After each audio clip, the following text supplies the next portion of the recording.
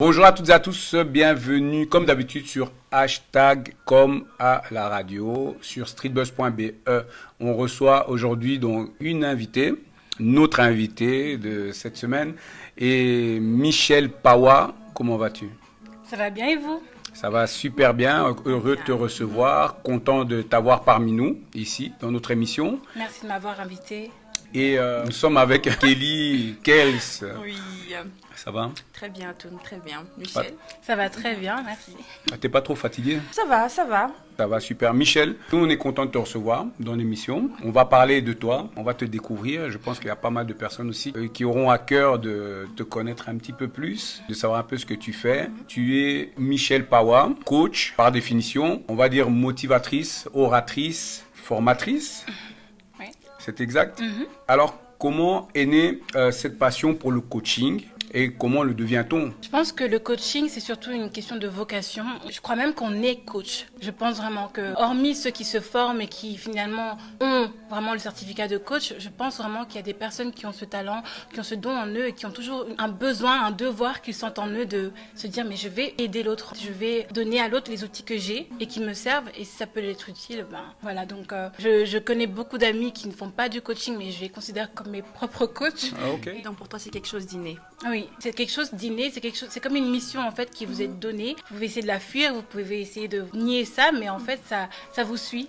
Et puis Et est-ce que parfois, c'est pas lourd à porter? exactement, mais en fait c'est lourd à porter, mais ce qui est plus lourd quand on est vraiment avec cette vocation de coach, c'est de s'interdire de le faire. C'est ce qui est plus lourd à porter, de voir l'autre et de se dire je pourrais l'aider, mais je le fais pas.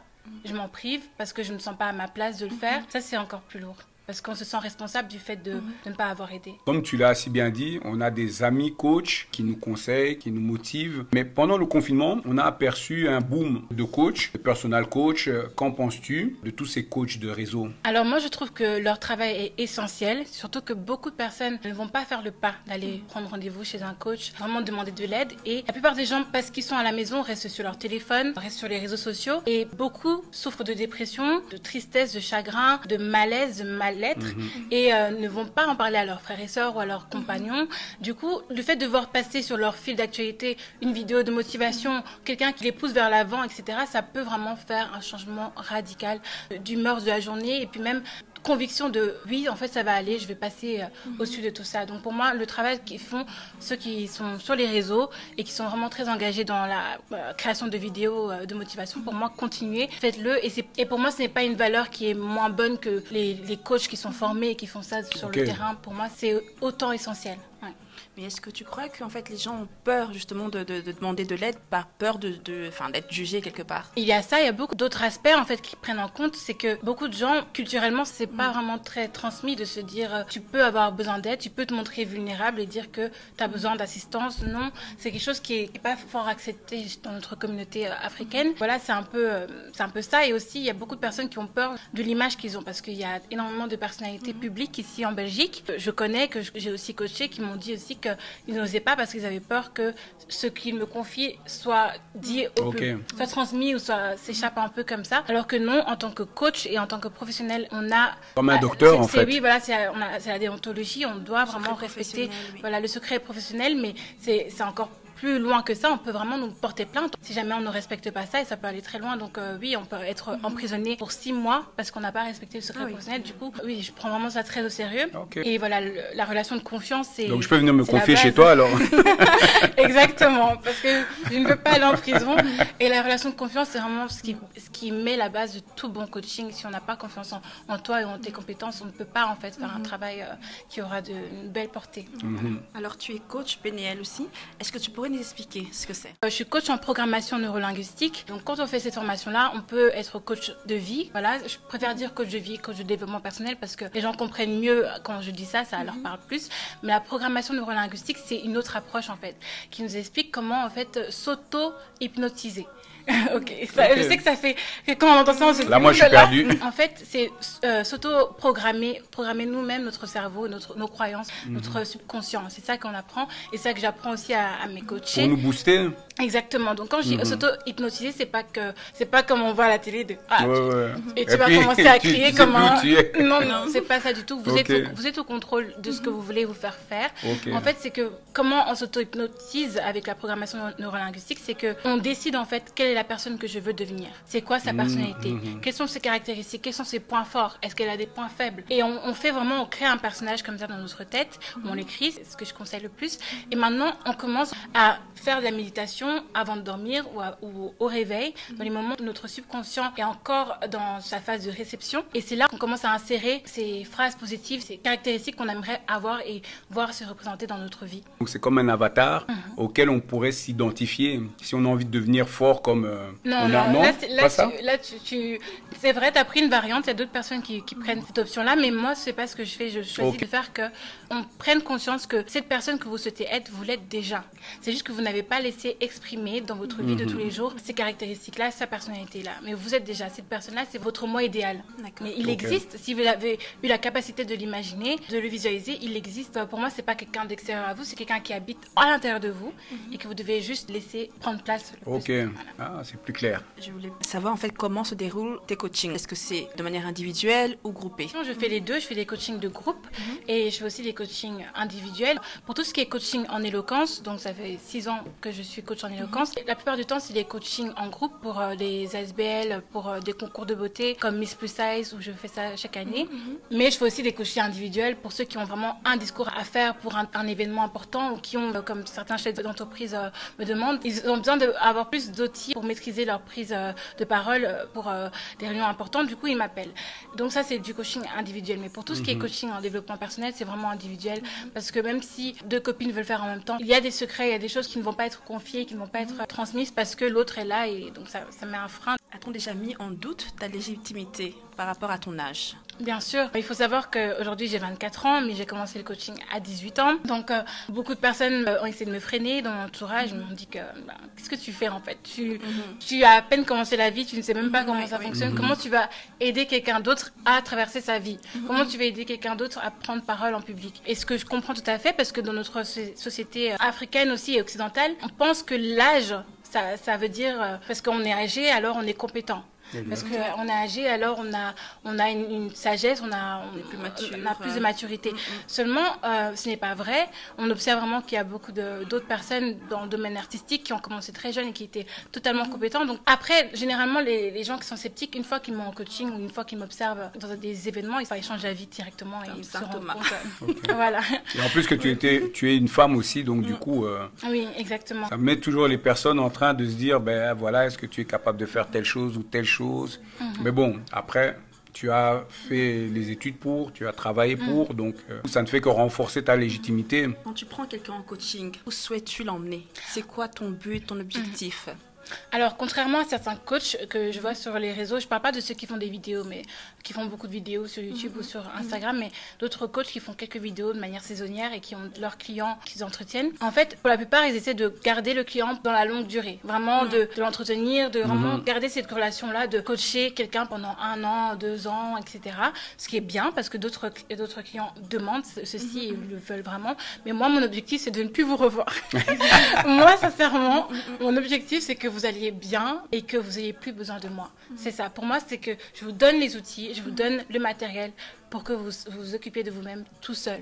Ah, et ça, en fait, c'est bon coaching, pour moi, c'est ça. Donc, si après un coaching, vous me dites « Ah, pour moi, c'est bon, ça va », je suis très contente. Si après 2 mois de coaching, vous avez toujours besoin, je suis aussi contente tant que vous avez besoin de moi. Mais une fois que je sens que, en fait, non, c'est bon, maintenant, vous pouvez me voler tout seul, je vous laisse voler tout seul. Tu es une jeune entrepreneuse. Ton domaine de prédilection de base, tu vois, moi aussi, je bafouille aussi. As-tu envisagé une autre vocation, comme exemple présentatrice, host, journaliste radio ou bien d'autres? Exactement. En fait, ça a toujours été mon rêve de devenir animatrice et chroniqueuse radio et TV. Et j'ai eu l'occasion de réaliser mon rêve en 2020 et j'ai pu être chroniqueuse radio pour Arabelle. Je compte continuer sur cette voie-là. Pour moi, j'aimerais bien, oui, si l'occasion se présente devant moi, pourquoi pas être animatrice et chroniqueuse, ouais. Ah, c'est bien. Moi, je dirais simplement, quels sont les autres objectifs de Michelle Pawa? Bon, à côté, je suis aussi, comme tu l'as dit, entrepreneuse, c'est vrai, je suis une femme. Oui, j'ai aussi ma propre marque de ceinture gainante que je vends aussi. Et la construction du site se fait doucement, mais sûrement. Félicitations. Merci. C'est venu aussi comme ça sur le tas parce que beaucoup de gens appréciaient le fait que je gardais une taille fine, etc. Ils voulaient savoir mon secret, donc j'ai voulu partager aussi. À côté de ça, j'ai d'autres projets que je ne peux pas vous dire tout de suite parce que je suis très, comment on dit ça? Superstitieuse. Ouais, superstitieuse. Voilà. Et pour moi, j'en parle que quand c'est là. Il faut garder ses secrets Voilà. pour soi. J'en parle que quand c'est là, mais en tout cas, j'ai vraiment le projet de mettre plus en lumière les autres parce que je trouve justement que cette vie, c'est pas en fonction de l'ego, c'est en fonction des autres. L'autre, c'est nous-mêmes en fait. Donc quand quelqu'un d'autre réussit, on réussit nous-mêmes. Donc pour moi, c'est exactement ça. Ouais. C'est comme ça que je prends plaisir du coup. Et c'est rare d'entendre ça. Franchement, j'ai la même vision en fait des choses. Donc du coup, oui. Oui. Ah, c'est bien. Voilà. Sur ces paroles-là, je vais te dire un petit mot. Pour toi, quel serait le speech idéal pour dire à une personne, pour motiver? Donc avant de faire un speech pour motiver quelqu'un ou un public, en général, il faut savoir les besoins du public, les besoins de cette personne. La première fonction, la première chose qu'un coach doit faire, c'est vraiment être à l'écoute. Ne pas directement venir avec des solutions. Non, soyez à l'écoute parce que peut-être que ce que vous pensez avoir compris n'est pas ce que la personne a besoin. Donc soyez à l'écoute de votre public. Donc il faut connaître son âge, il faut connaître ses besoins, il faut connaître ses rêves, il faut connaître ses défis, ses souffrances. Et puis maintenant, une fois qu'on a compris cela, maintenant il faut venir avec ce qui est accessible à cette personne-là. Donc ce qui peut vraiment effrayer beaucoup de gens, c'est qu'on vient avec tu vas faire ça, tu vas faire ça, tu vas faire ça. Mais en fait, venez avec les bases. Comment est-ce qu'on peut montrer que c'est accessible, qu'il peut le faire aussi parce que ça peut effrayer, ça peut faire que quelqu'un soit réfractaire et se dise en fait c'est pas pour moi, je vais pas savoir changer. Okay. Donc, le challenge est trop... Voilà, est trop important. Donc il faut montrer que le changement peut se faire progressivement et qu'il est facile, il est accessible. Ouais. Du moins le changement durable parce que voilà. Exactement. Et qu'est-ce qui t'épanouit le plus dans ton métier? Moi, dès que je vois des gens et que je vois qu'ils ont le sourire, etc., je suis hyper contente. C'est vrai que j'adore le fait de faire des coachings en groupe. C'est comme ça que je suis la plus heureuse.